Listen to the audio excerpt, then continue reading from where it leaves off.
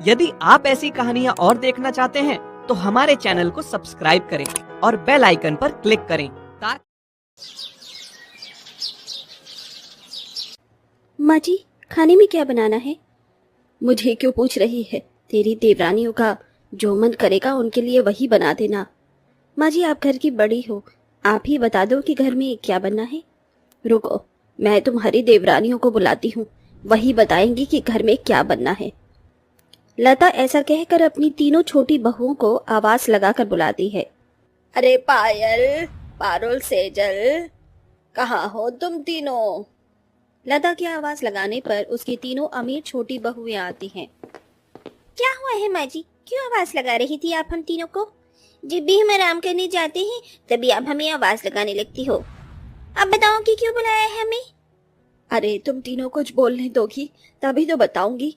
मैं तुम तीनों को यहाँ इसलिए बुला रही थी कि तुम्हें खाने में क्या खाना है। तुम्हारी जेठानी पूछ रही है।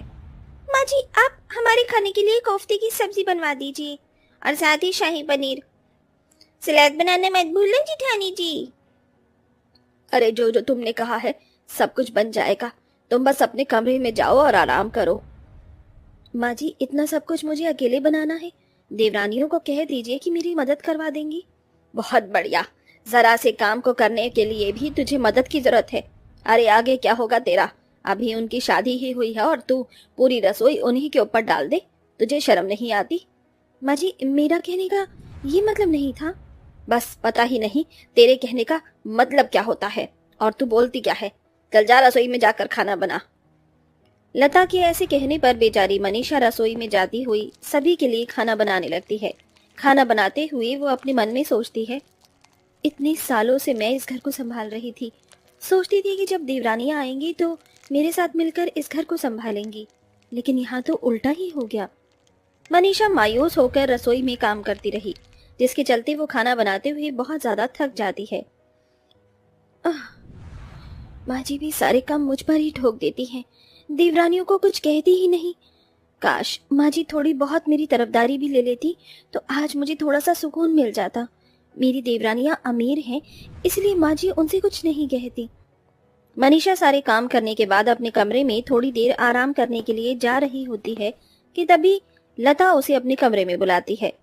बड़े बहू, जरा यहाँ पर आना। जी माँ जी, बोलिए। मेरे पैरों में बहुत तेज दर्द हो रहा है, जरा मेरे पैर दबा दो। ठीक है माँ जी, अभी दबा देती हूँ। मनीषा लता के पैर दबाने लगती है। तभी लता मनीषा से कहती है, मनीषा बहू, देखो कुछ दिन बाद जन्माष्टमी आने वाली है और जन्माष्टमी पर हम अपने घर के बाहर ही हांडी फोड़ने वाली रस्म रखेंगे और कान्हा जी की बड़ी सी मूर्ति लगाएंगे, जिससे लोग 12 बजे हमारे घर ही आएंगे और कान्हा जी को भोग लगाकर अपना व्रत खोलेंगे। जैसे पिछली बार हुआ था, इस बार भी तुम्हें सब काम संभालने हैं। पिछली बार तो मैं अकेली थी माँ जी, लेकिन इस बार मेरी 3 देवरानी मेरे साथ हैं। वो तीनों मिलकर सारी तैयारियां करवा देंगी। उन्हें काम बताने की क्या जरूरत है? अभी वो तीनों कितनी छोटी हैं तुमसे, उन्हें अभी इतना प्रेशर मत दो घर के काम का। लता की ये बात सुनकर मनीषा चुप हो जाती है, जिसके बाद वो कुछ देर पैर दबाने के बाद अपने कमरे में आ जाती है। अपने कमरे में वो चुपचाप मायूस होकर बैठ जाती है, जिसके चलते उसका पति उसे कहता है, क्या हुआ, तुम इतनी मायूस क्यों हो? बस ऐसे ही। मुझे गरीब होने पर माँ जी का जो मेरे प्रति ये बर्ताव है कभी कभी मुझे बहुत बुरा महसूस करवा देता है। काश कि वो मेरे साथ ऐसा बर्ताव न करती। अरे मेरी माँ बहुत दिल की साफ है, कुछ दिन के लिए ही होगा ये सब, बाद में सब नॉर्मल हो जाएगा। तुम देखना, उन्हें एक दिन समझ आ जाएगा कि तुम ही सबसे समझदार और मेहनती बहू हो उनकी। वीरेंद्र ऐसा कहकर मनीषा को शांत करवा देता है और चुपचाप मनीषा अपने पति के साथ सो जाती है। अगले दिन जब सवेरा होता है तो वो उठकर घर की साफ सफाई में लग जाती है और सभी के लिए नाश्ता बनाती है। मुझे अभी बाजार जाकर कई सारा सामान लेकर आना होगा। जन्माष्टमी के लिए कान्हा जी के लिए कपड़े भी लेकर आने होंगे, उन्हें नए कपड़े पहनाने होंगे और साथ में सजावट का सामान भी लेकर आना होगा। मनीषा सभी का नाश्ता बनाकर सभी को नाश्ता खिला देती है, जिसके बाद वो अपनी सास से कहती है, माँ जी, मुझे बाजार से सामान लेकर आना है, पैसे दे दीजिए। जन्माष्टमी की सजावट के लिए काफी कुछ चाहिए। लता मुंह बनाकर मनीषा को पैसे दे देती है। ये लो, और थोड़ा बचत करके सामान खरीदना और सामान अच्छा ही लेकर आना। ठीक है माँ जी। अच्छा सुनो, शाम को जल्दी से आ जाना, तुम्हें आकर खाना भी बनाना है। माँ जी, 3 देवरानी होने के बाद भी बाजार से आने के बाद खाना मुझे ही बनाना होगा? बोल तो ऐसे रही है जैसे देवरानियों को अपने दहेज में लेकर आई है। जितना कहती हूँ उतना सुन लिया कर। लता ऐसा कहकर मनीषा का मुंह बंद करवा देती है, जिसके बाद मनीषा चुपचाप बाजार में जाती है और जन्माष्टमी की साज सजावट के लिए सामान खरीदने लगती है, जहां उसे काफी समय हो जाता है। जब वो शाम ढले वापस घर आती है तो बहुत थकी होती है, लेकिन फिर भी उसे घर पर आने के बाद घर के सभी लोगों के लिए खाना बनाना पड़ता है। आज का दिन तो बहुत ही ज्यादा थका हुआ था, ऊपर से अभी खाना भी बनाना रह गया है। सभी को खाना खिला देती हूँ, उसके बाद आराम करने अपने कमरे में जाऊंगी। मनीषा डाइनिंग टेबल पर सभी का खाना लगा देती है। जेठानी जी, खाना बनाना भूल गई हो क्या? कितना नमक तेज किया हुआ है सब्जी में। और जरा ये रोटियां देखो कितनी जली हुई हैं। खाना बनाते हुए कहाँ ध्यान था तुम्हारा? इसे तो खाना जानवर भी ना खाए, जैसा हमारी जेठानी जी ने हमारे लिए बनाया है। बहू, तू हमेशा ऐसा ही करती है, जल्दबाजी में खाना बनाती है जो आधा कच्चा आधा पका होता है, या फिर नमक मिर्ची तेज हो जाती है। माँ जी, खाना तो मैंने ठीक से ही बनाया था, कोई बात नहीं, अगली बार से इन सब चीजों का ध्यान रखूंगी। इस तरह मनीषा बात को टाल देती है, लेकिन उसे बहुत बुरा लगता है। वो फिर भी किसी से कुछ नहीं कहती। 2 दिन बाद जब जन्माष्टमी आती है तो उसे ही घर की सजावट अकेली करनी पड़ती है। पायल, पारुल, सेजल, तुम तीनों थोड़ी थोड़ी मेरी मदद करवा दो। बहुत ही ज्यादा थकी हुई हूँ मैं, अगर थोड़ी सी मदद करवा दोगी तो जल्दी काम हो जाएगा। जेठानी जी, अगर हम तुम्हारी मदद करवा देंगे तो हम अपनी तैयारी कैसे करेंगे? हमें भी तो तैयार होना है जन्माष्टमी के लिए, और वैसे भी आज जन्माष्टमी है, सारा दिन से तो हम भूखे हैं, कुछ खाया भी नहीं है। भूखे पेट हम आपकी मदद कैसे करवा सकते हैं? हमसे तो हिला भी नहीं जा रहा।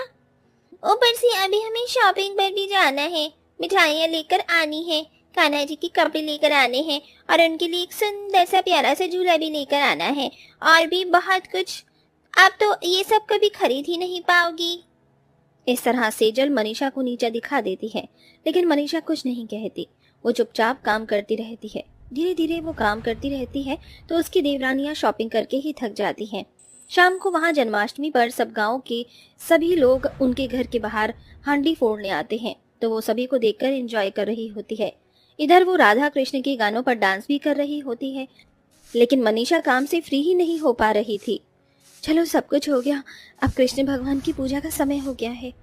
मनीषा आरती की थाली लेकर कृष्ण भगवान की मूर्ति के पास आती है, लेकिन तभी उसकी देवरानियां आरती की थाली उससे ले लेती हैं और कहती हैं, पहले कृष्ण भगवान की आरती हम करेंगे, आप बाद में करना। पायल के इतना कहते ही मनीषा की आंखों में आंसू आ जाते हैं और वो चुपचाप उनके पीछे खड़ी हो जाती है। इधर वो तीनों एक साथ आरती कर रही होती हैं कि तभी उनके अतरंगी कपड़े जोत पर लग जाते हैं और जलने लगते हैं, जिसके चलते वो अचानक से घबरा जाती हैं। कोई मदद करो, कोई मदद करो हमारी, हम जल रहे हैं, कोई मदद करो। हे कृष्ण भगवान, अब तुम ही हमारी मदद कर सकते हो, कुछ तो करो, ऐसे तो हम जल जाएंगे। सेजल इतना बोल ही रही थी कि तभी मनीषा एक चादर लाकर उन तीनों को चादर में लपेट लेती है, जिससे उनके कपड़े जलने से बच जाते हैं। हमारी जान बचाने के लिए आपका बहुत बहुत शुक्रिया जेठानी जी। हम तीनों तो इस लायक भी नहीं थे कि आप हम तीनों की जान बचाती। हमने आपके साथ कितना बुरा बर्ताव किया। जन्माष्टमी पर हमने आपके साथ काम तक नहीं करवाया, आप अकेले ही लगी रही। इतना कुछ सहन करने के बाद भी आपने हमारे लिए हमदर्दी दिखाई। हो सके तो हमारी गलतियों के लिए हमें माफ कर देना। हाँ जेठानी जी, हमें माफ कर दो, ये हमारी गलतियों का दंड हमें भगवान ने ही दिया है। अरे ऐसा क्यों बोल रही हो, ये तो एक अनहोनी थी जो टल गई। घबराओ मत, सब ठीक हो जाएगा और माफी मांगने की जरूरत नहीं है तुम्हें। अपनी गलती का एहसास हो गया, मेरे लिए इतना ही काफी है। बहू, मैंने भी तेरे साथ बहुत अन्याय किया। तेरे गरीब होने की वजह से मैंने तुझे किसी चीज में नहीं पूछा, हमेशा घर के कामों में ही उलझा कर रखती रही। ये तो मैं भी भूल गई थी कि तू भी एक औरत है और तेरा भी हर चीज करने का मन करता होगा। आज के बाद ऐसा मैं कभी नहीं करूंगी, मैं ये तेरे से वादा करती हूँ। इस तरह जन्माष्टमी पर सभी को अपनी गलतियों का सबक मिल जाता है और वो सभी मनीषा के साथ बहुत अच्छे से रहने